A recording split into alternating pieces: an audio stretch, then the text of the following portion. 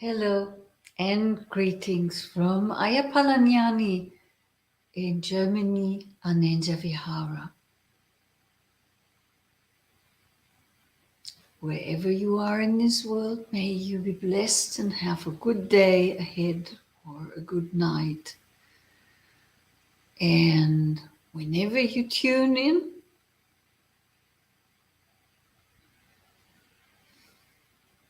also, may you be blessed.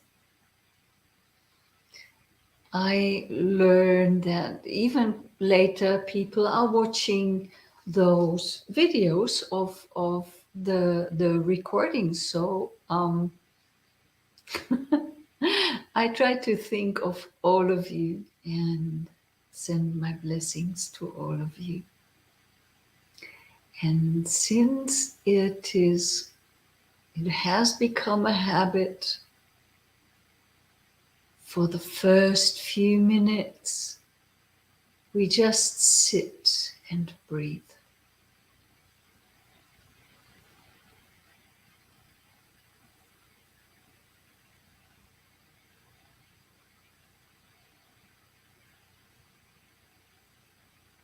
Breathing in and out, calm.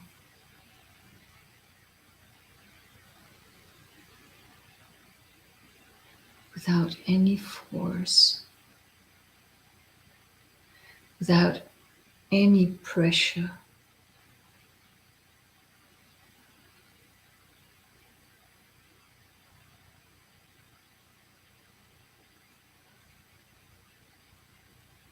We relax the belly so that the breath can move easily all our organs, all our intestines.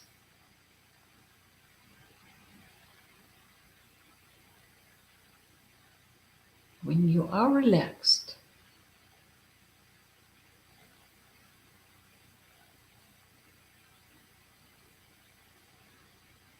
your whole upper body is moved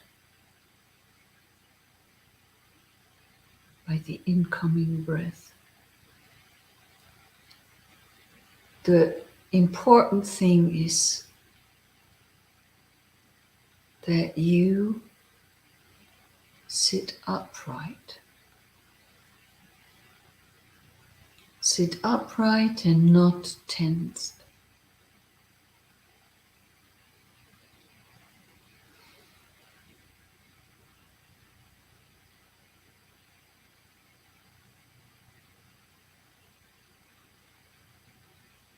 Wherever you have your focus, wherever you are observing your breath. Some do it at the tip of the nose. I don't. I rather do it in the belly. I'm observing the rising and the falling of the belly, because then I know that my belly is not tensed. And this gives me a good being with the focus in the belly or in the lower upper body. Gives me a good grounding. I sit there, grounded, and I can come to know that I'm sitting.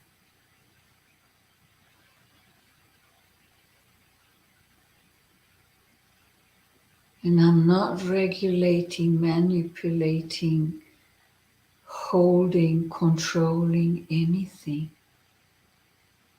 Not any thought, not any mental things that are going on, nor any physical things that are going on.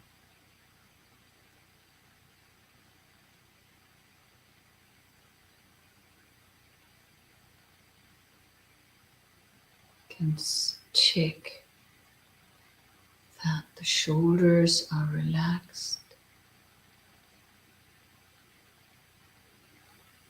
We don't need to carry all the burden.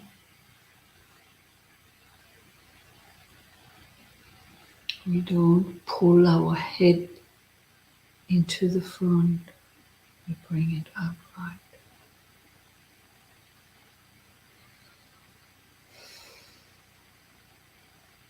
We relax our face. We don't need the wrinkles or pull wrinkles on our forehead, and we don't need to pull our I don't know how these are called, the mouth. We don't need to pull our lips down. Just relaxed and upright, so that everything just follows gravity.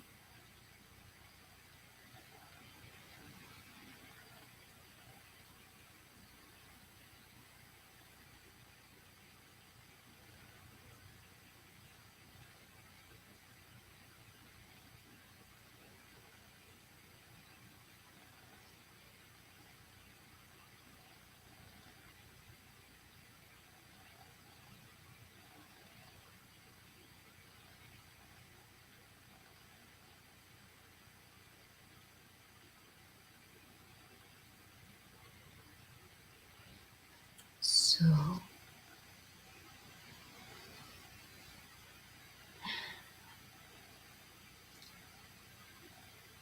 I greet everyone who joined lately.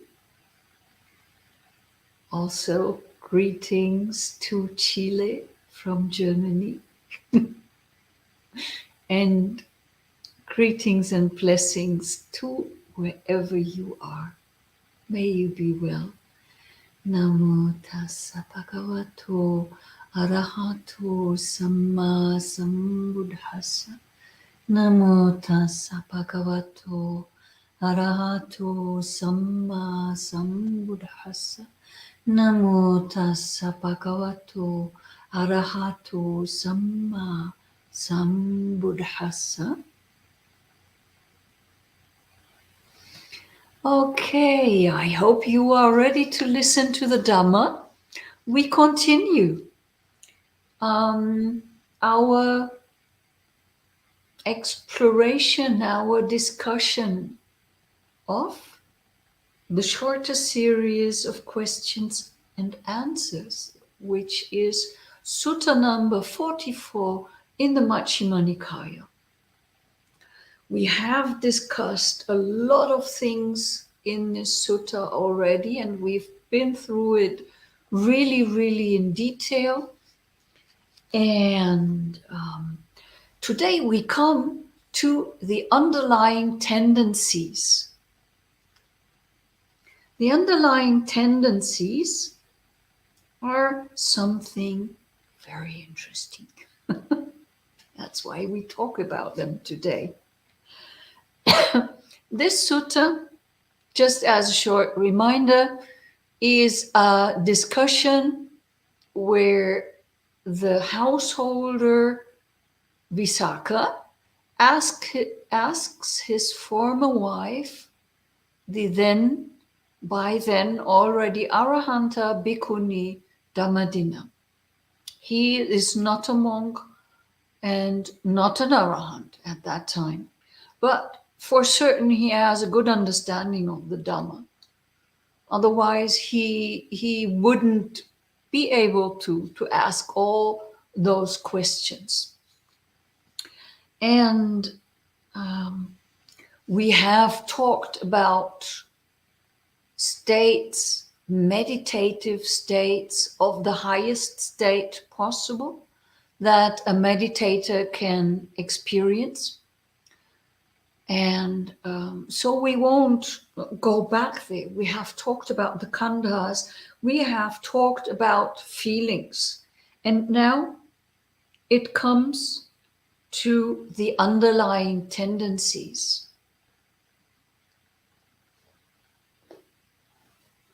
And as always, I'm going to read and then we talk.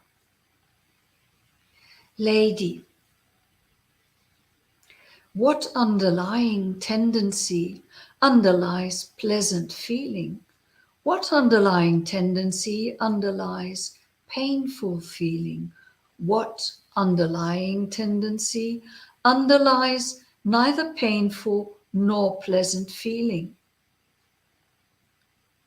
Friend Visakha, the underlying tendency to lust underlies pleasant feelings. The underlying tendency to aversion underlies painful feeling. The underlying tendency to ignorance underlies neither painful nor pleasant feelings.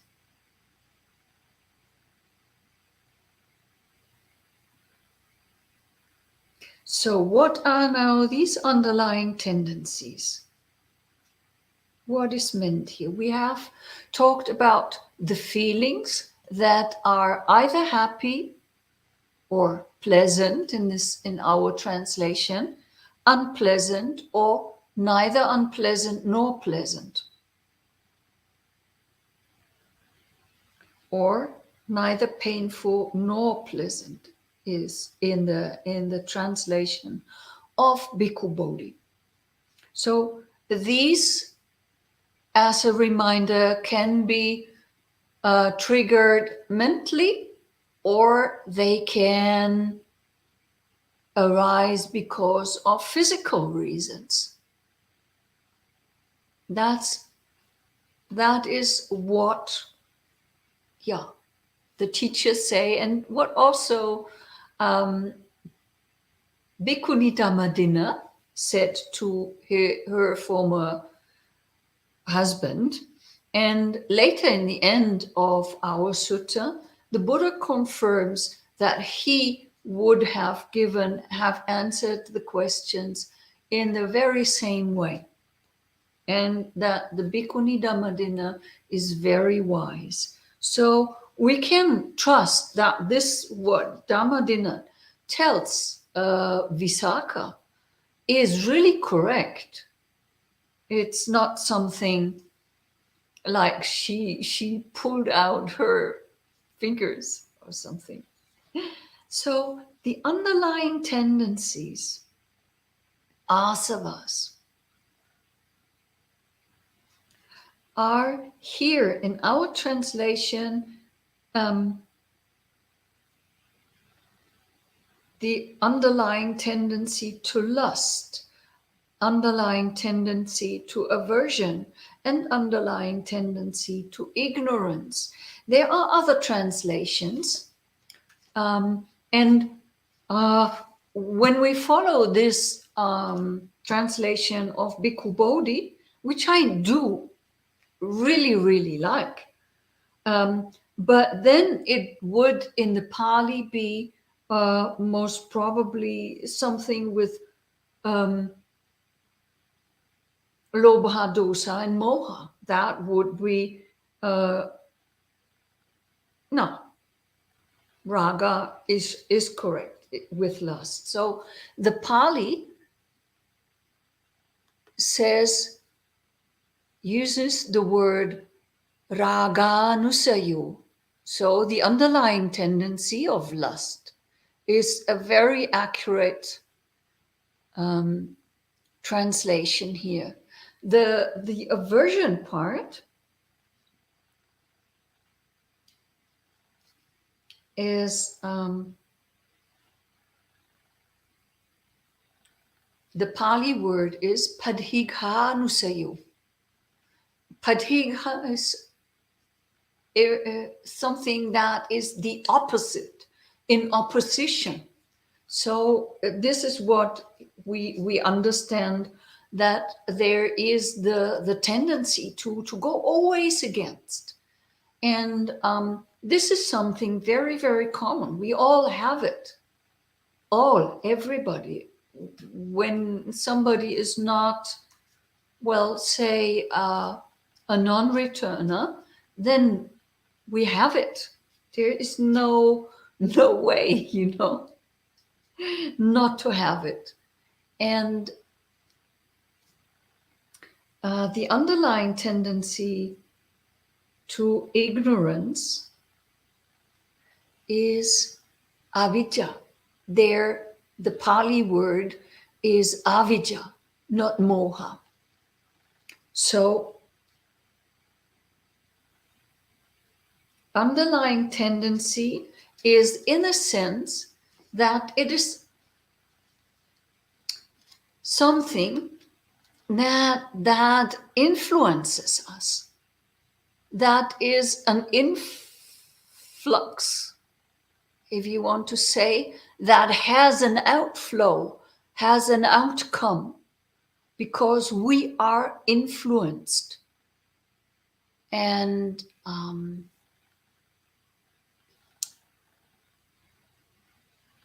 it's an underlying tendency because it's not always present.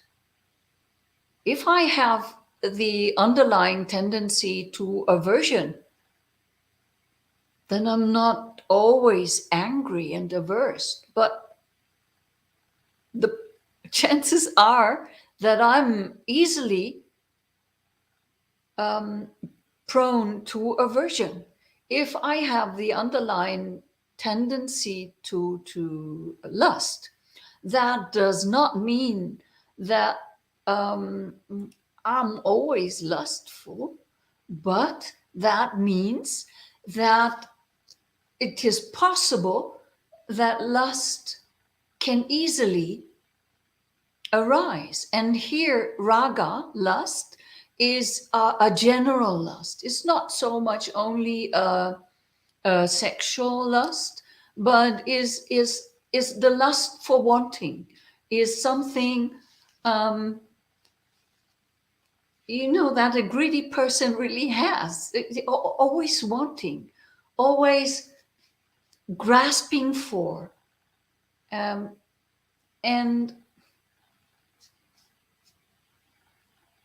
I certainly had that very strong when I was younger. I always skipped lines.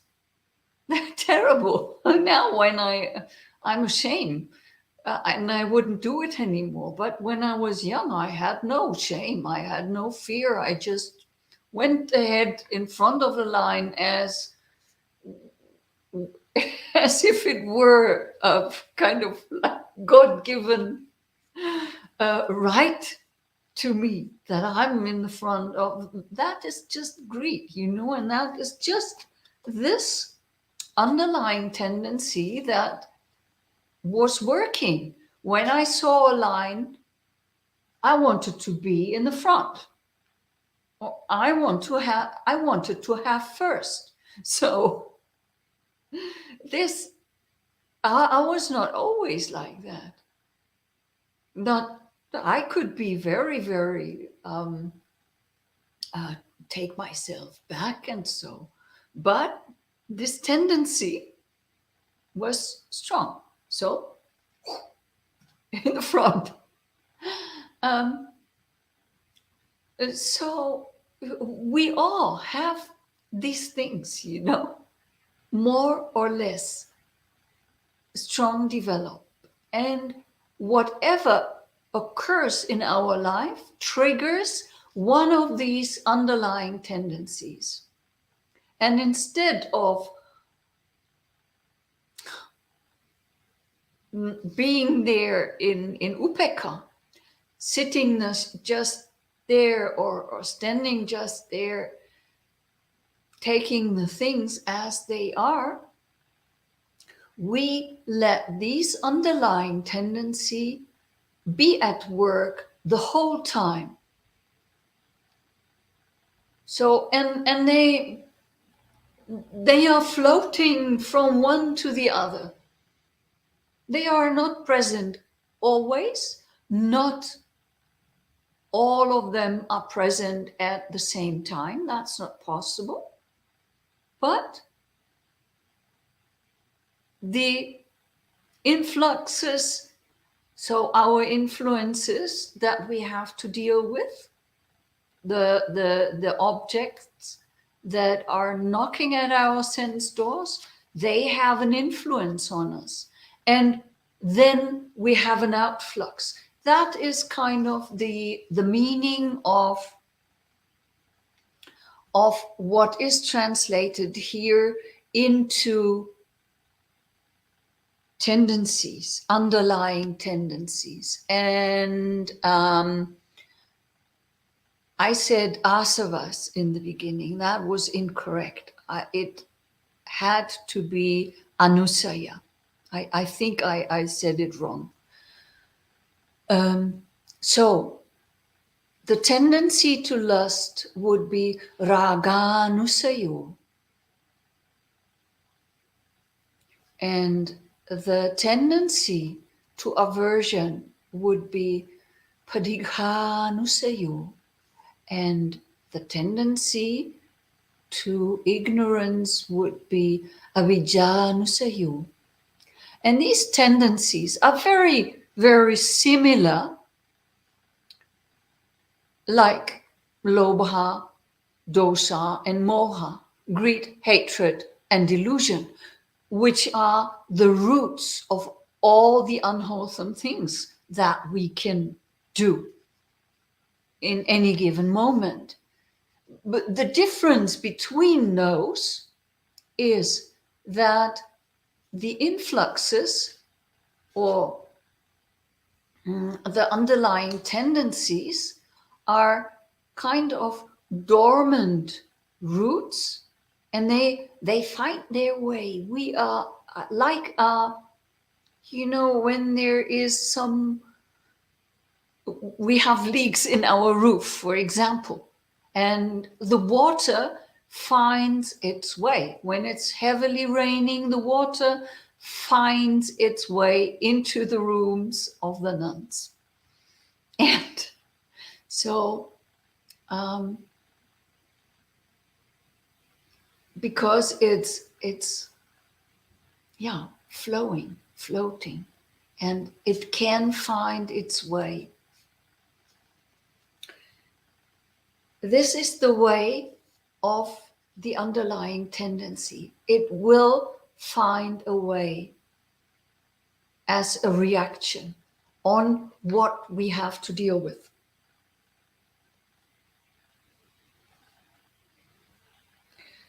Then Visakha asks, Lady, does the underlying tendency to lust underlie all pleasant feeling? Does the underlying tendency to aversion underlie all painful feeling? Does the underlying tendency to ignorance underlie all neither painful nor pleasant feeling? Friend Visakha, the underlying tendency to lust does not underlie all pleasant feeling. The underlying tendency to aversion does not underlie all painful feeling. The underlying tendency to ignorance does not underlie all neither painful nor pleasant feeling. So we would have thought that, yes, of course, all pleasant, all unpleasant, and all neither painful nor pleasant feelings are driven, motivated by those underlying tendencies. But now she says the underlying tendencies do not always work.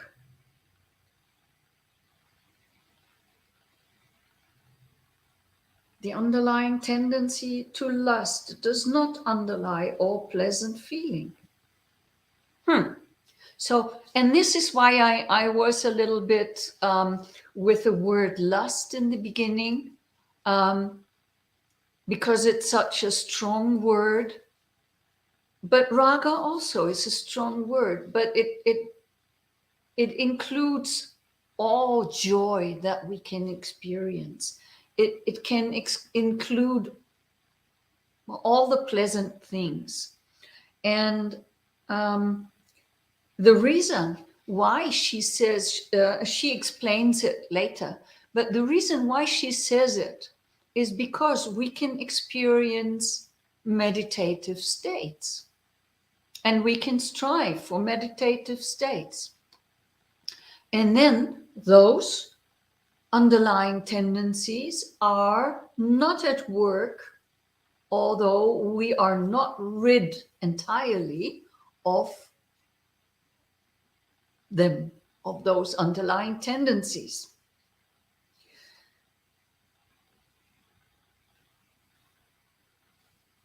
So there must be a form of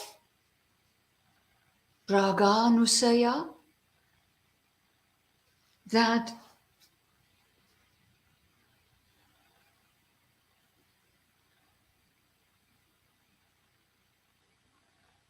does not underlie every pleasant feeling, or reverse. There must be some pleasant feeling which is not influenced by the underlying tendency of lust. It seems like a little bit, it doesn't make sense, but let me continue. Lady, what should be abandoned in regard to pleasant feeling? What should be abandoned in regard to painful feeling? What should be abandoned in regard to neither painful nor pleasant feeling?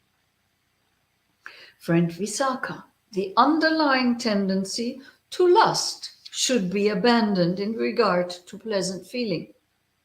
The underlying tendency to aversion should be abandoned in regard to painful feeling. The underlying tendency to ignorance should be abandoned in regard to neither painful nor pleasant feeling. Now, easier said than done. How do we do? There is no other way than sitting in meditation and doing the work and doing the practice. When it comes to underlying tendencies, they are very subtle, not very notable. We might have in our daily life the force, the mental capacity to not be always thrown back and forth by these underlying tendencies. But when the right trigger comes, we are thrown away. We are flowing away with those tendencies. So,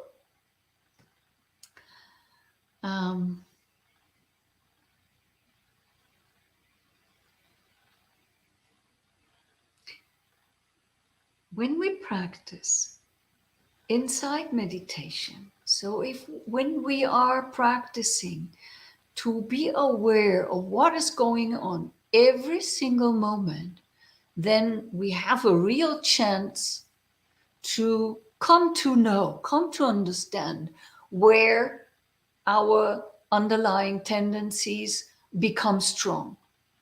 What triggers them? We can just observe it happening. We can just see it. When we observe every single moment, another way of dealing with the underlying tendencies, we can hardly find. We need to do this highly concentrated, of course. And we need to train it when we're sitting in formal meditation so that we can later take it into our daily life. In the beginning, it's illusion. When we think we can do that and we can observe our underlying tendencies right in the in the daily, during our daily activities. It's impossible. Sometimes we might have a chance, sometimes we might be able to see something, but never as far and deep rooted as they really go. And in a meditation retreat, when you do a Vipassana retreat, you work on something and you have noticed something that was going on in your mind, and you think, oh, now I'm uprooting my underlying tendency to greed or to hatred or to avijja, and you work on it, and then you finally have a breakthrough maybe, and in this very topic you can really let go of that instance or that topic of aversion or greed that you have been dealing with. But you will notice there's more underneath. And then there's more underneath and more underneath that. So it's really like digging up roots that are getting finer or becoming finer and finer and finer.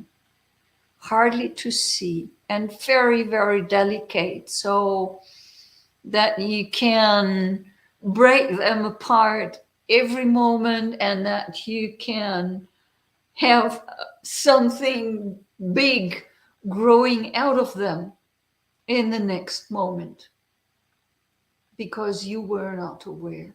You were just happy that you have uprooted it up to there. So these underlying tendencies are real dangers.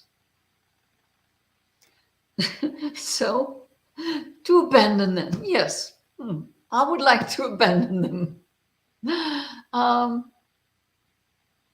As I said, highly concentrated, being aware. That is the way how we can do it.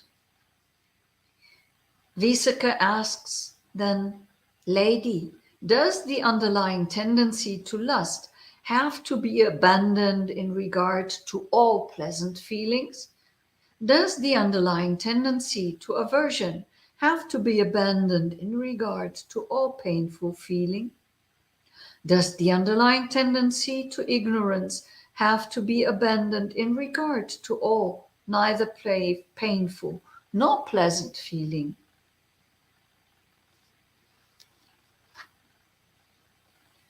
And here she says, friend Visakha, the underlying tendency to lust does not have to be abandoned in regard to all pleasant feeling. The underlying tendency to aversion does not have to be abandoned in regard to all painful feeling. The underlying tendency to ignorance does not have to be abandoned in regard to all neither painful nor pleasant feeling. How that? A shortcut? Is she missing something? Why? How? And then she continues. Here, friend Visakha, quite secluded from sensual pleasures, secluded from unwholesome states, a bhikkhu enters upon and abides in the first jhana, which is accompanied by applied and sustained thought, with rapture and pleasure born of seclusion. With that, he abandons lust, and the underlying tendency to lust does not underlie that.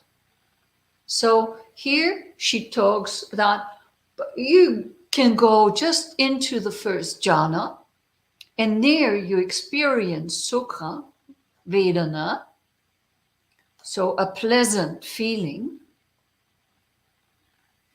But because it is a meditative state and the sukha is born of concentration, there the underlying tendency to lust is not present. It's just a very different kind of sukha. So you probably heard it say about a worldly happiness and the outer worldly happiness, or I don't know if that's the English word, outer worldly, most probably not. But so there is a worldly happiness. That is when I know, oh, I'm thirsty and I have a glass,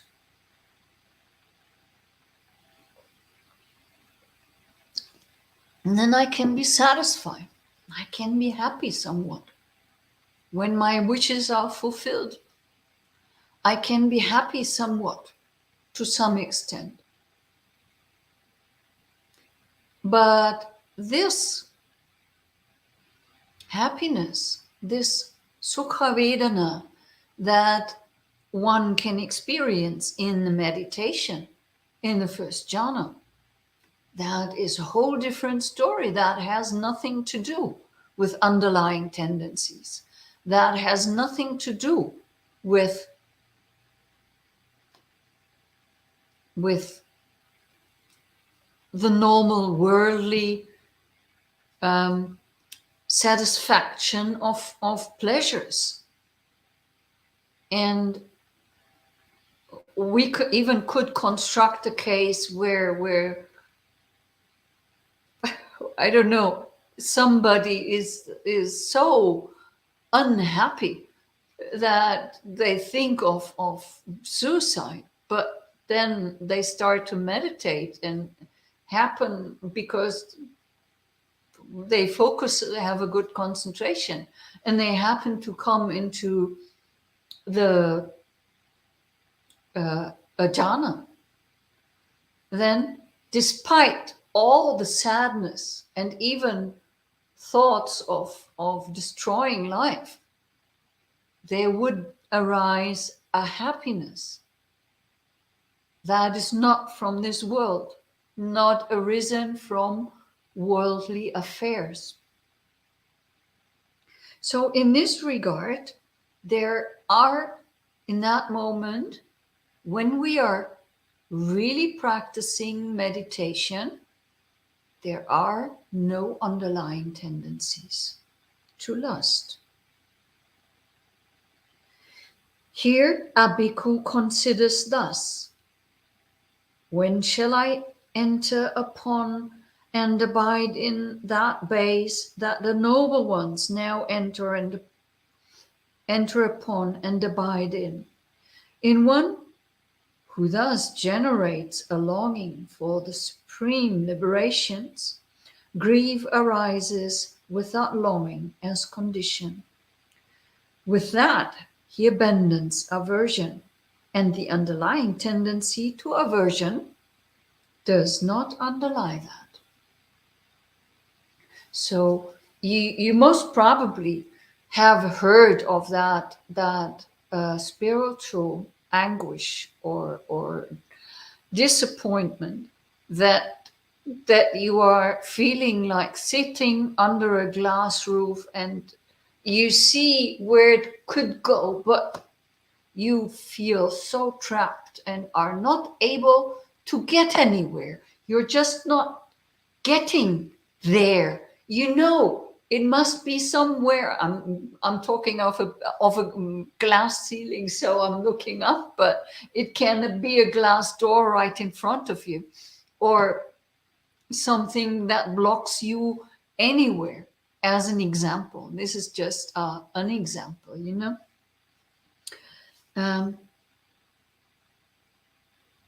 And the verses of Tala Puttu, I think we talked about them because I love them very much, because they are one of the reasons I am in robes, in fact. Yes. So he had that longing, that desire, and his verses in in English, they must be somewhat like, oh, when can I experience these states of meditation? When, oh, when? So there's so much urgency and so much longing in this monk Talaputu. And I felt so with him because I had the same longing and I couldn't see, and it was so painful. So I can totally relate to this. And you have an aversion, a real aversion for not coming further, not being able to have any breakthrough, and not being able to advance. And uh, when you are sitting in those states, you really try to develop your meditation practice. So this aversion for the life that says, oh, if meditation is not working, well, then I'm going to have a beer. That's one way. That would be the worldly way. But once you get over the point and no, a beer never will give me that fulfilling that I see the other venerables have, and I see them sitting and being blissed out, and I just don't get it. So then you have only this one direction to go. And you want to avoid this. You don't want to go and have the worldly stuff and the worldly fun. You only want this fun. So this aversion for the worldly stuff then has nothing to do with the underlying tendency of aversion. That is what she's saying here.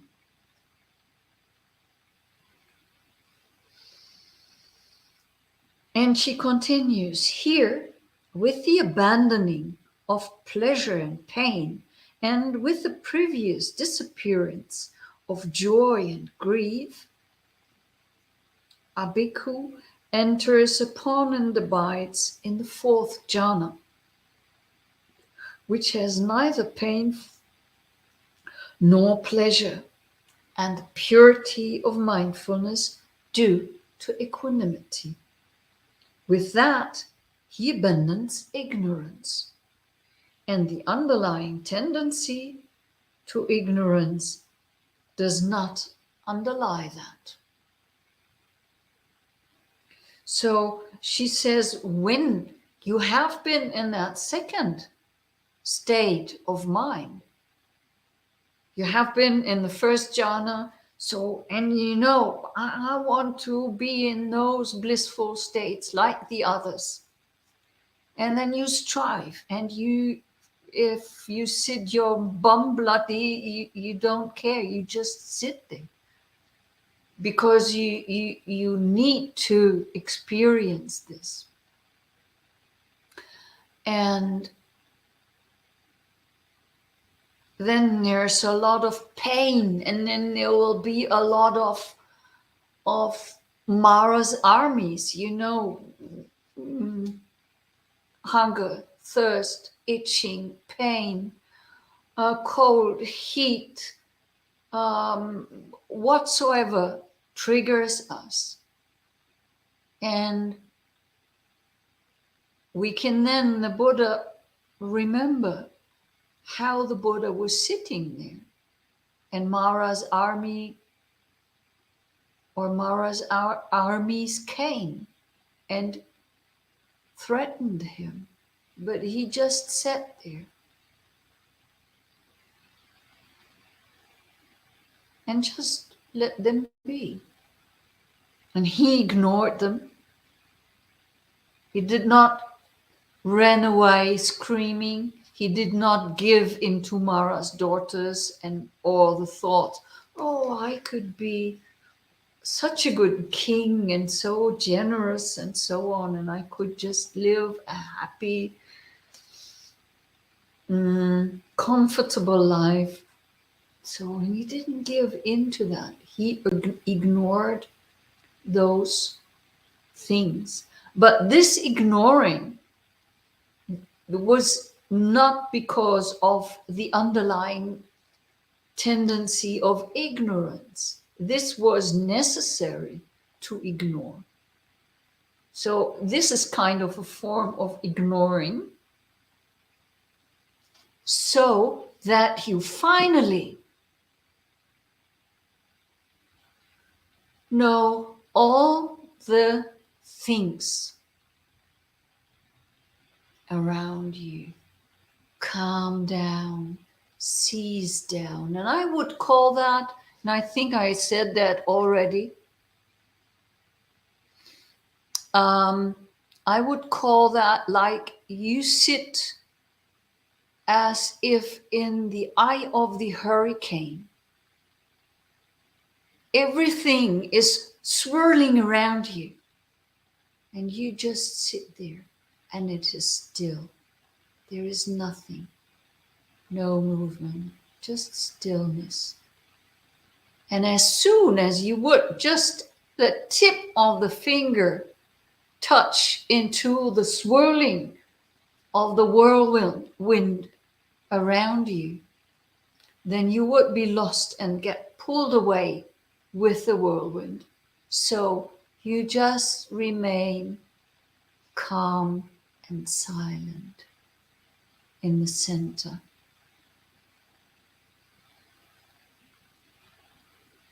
And then, well, if then when you do that, you suppress for the moment, for the time being, you need to suppress those tendencies. That happens by concentration. Then you use the awareness and your power to see clearly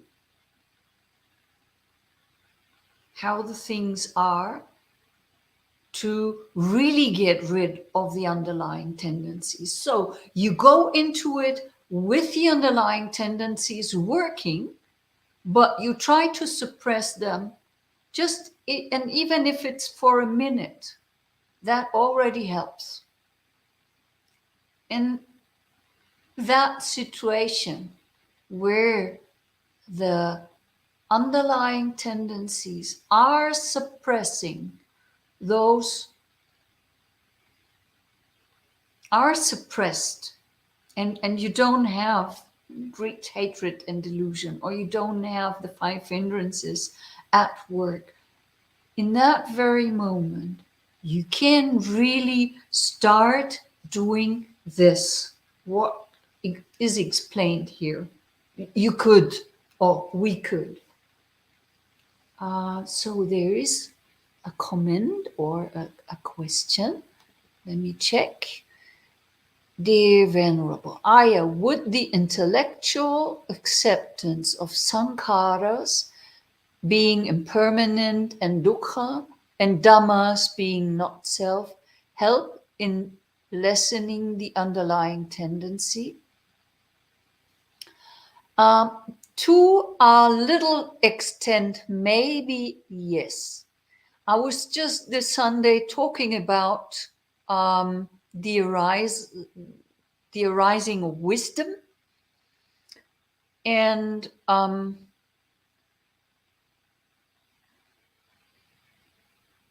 there is a way of arising of wisdom that occurs by listening and by learning. Sotamaya panya. And you can read about that in Dika Nikaya number 33, I think. And yes, if you learn and listen well, it can happen that it lowers your underlying tendencies.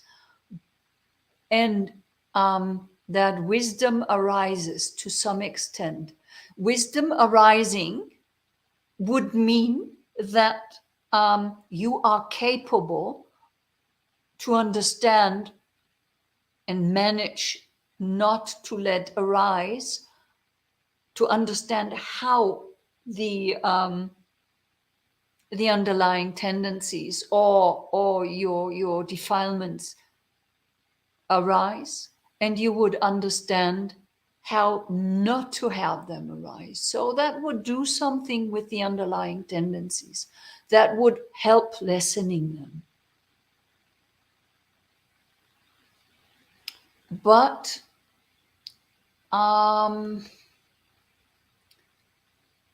if you ask me, I would say for us nowadays, most probably not to the full extent. Lessening, yes. Reducing, yes. But to get rid of them, most probably not.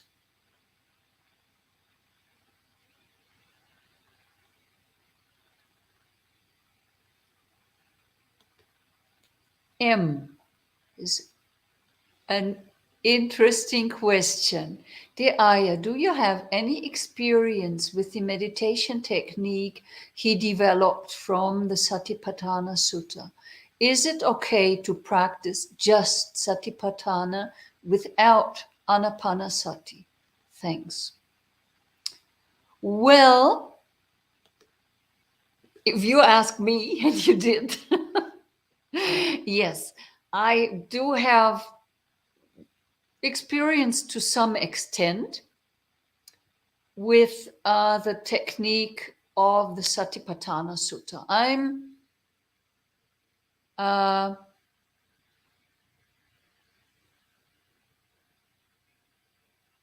No, with that I don't have any experience. I'm practicing the Satipatthanas, of course. I'm practicing Satipatthana. I'm observing the present moment, and I don't really think it's worth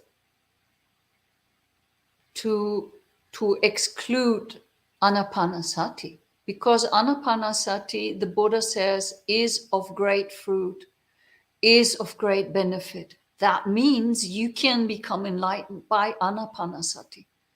And you can, well, you would do practice them automatically together. So you can't, it is very difficult, to extract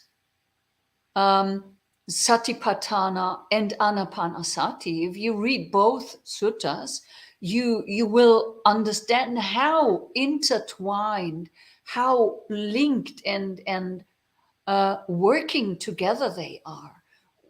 One is maybe the basic teaching, and the other is an explanatory of it. So I would not ever recommend to separate them, but you could, if you want to leave out one thing, that one way of practicing that could bring you to nibbana, to that allows you to see nibbana, then well. But I totally have no idea about the meditation technique of Bhikkhu Analayo. So, yeah.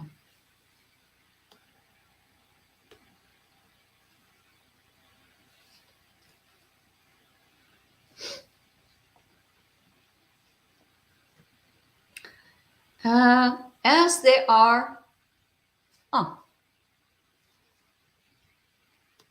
let me see. thank you for the problem I have very severe problems of concentration, whereas an open awareness leads me into a mindful stage more naturally and automatically. Well,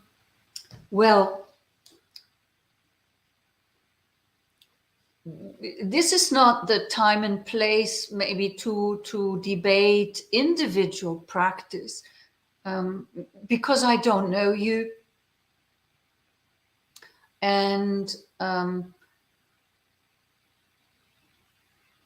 so I would, and you most probably have your teacher. So that is why I would not give any real recommendations rather than just mere general explanations about this.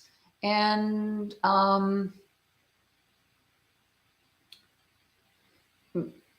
I encounter a lot of people who tell me I have problems with concentration. And then in the end, when you talk to them, it turns out that they are highly, highly concentrated and that they just don't understand that both is needed, a high concentration and a high awareness. You can't just practice awareness. And it's not the Buddha's teaching to say you just do concentration. It's both. In the suttas, we find the explanation of the Eightfold Noble Path, saying that you should practice right concentration or right focus and right awareness. And these are both in the Eightfold Noble Path. So they are both equally important. And you can't just skip once if you want to become enlightened. So when you are practicing open awareness, there must be some concentration, because otherwise you would get lost.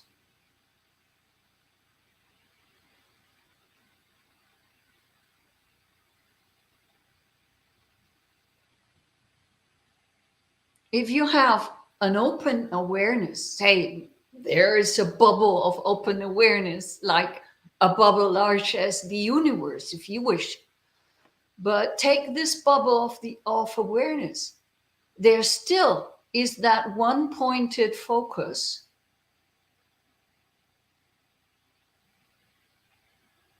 which can then note this and that.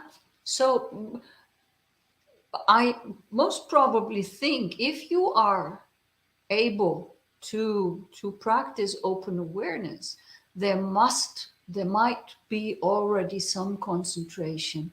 So don't judge your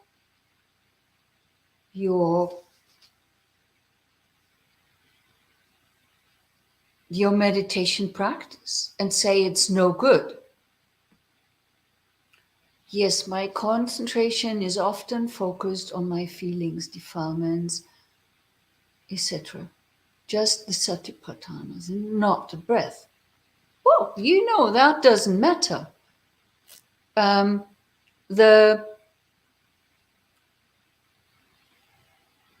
breath, to focus on the breath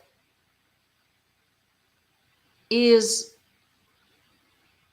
sometimes really, even when you go with the meditation method that I'm practicing, you would observe the rising and falling of your belly. That is the Mahasi Sayadaw technique.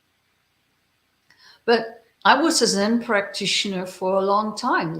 That's the very same thing, basically. Yeah. So you observe the rising and the falling of your belly, and you know you're breathing in and out.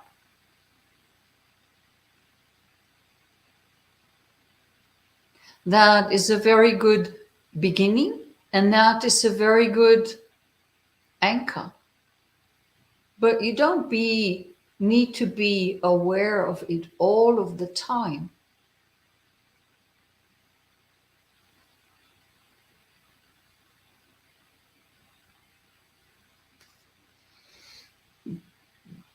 But I think those questions led us a little bit astray from the end of our sutta.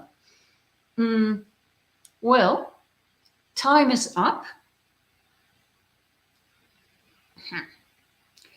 And maybe next week we finish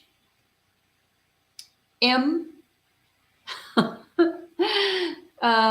If you wish, then we can talk about that more, like say,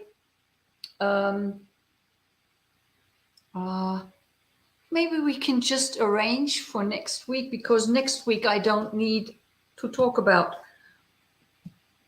this for an hour, because it's just a little left in our sutta. So we talk about the rest of sutta number 44, and then we continue with questions about meditation. And M, if you are there, I'm happy to talk more about those things. And well, if you're not there, then maybe other people have questions on meditation, and we can discuss them after we discussed our sutta for the 5th time, I think. No? Okay. Then I wish you a very, very good day, a blessed day, wherever you are, whenever you hear this. May you be protected by the Dhamma. May you protect the Dhamma. May you live the Dhamma and be happy and peaceful always. Bye-bye. Be well.